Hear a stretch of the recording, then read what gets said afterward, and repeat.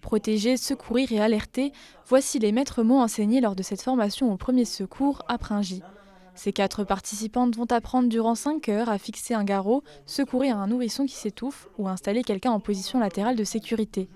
Un après-midi bienvenu pour les candidates, comme cette surveillante en internat. Ici, en formation de premier secours, tout simplement pour assurer, je dirais, une sécurité supplémentaire, je dirais, optimale pour mes internes. C'est véritablement, en tout cas, une demande de ma part d'avoir ce recyclage, tout du moins cette formation à nouveau, puisque je l'avais déjà eue, pour, je dirais, bien me rappeler des gestes d'urgence que je devrais faire au cas où il arrive quelque chose.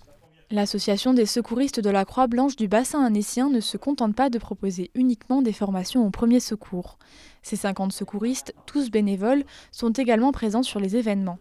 Elle compte à ce jour plus de 70 postes de secours installés sur l'année 2023. C'est les organisateurs qui nous contactent, avec souvent un petit coup de pression des mairies, de la préfecture, pour qu'il y ait des secouristes sur leurs événements, pour assurer les secours auprès des acteurs, du public, par exemple des participants aux courses, le public, par une soirée dansante, des choses comme ça, où il y a quand même des risques parfois avec l'alcool.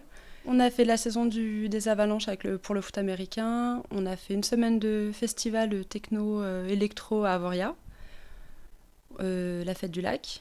On fait beaucoup de trails, beaucoup d'événements sportifs, c'est la région. À quelques mois des Jeux olympiques et paralympiques de Paris, et en raison des fréquents attentats qui touchent la France, un important dispositif a été mis en place.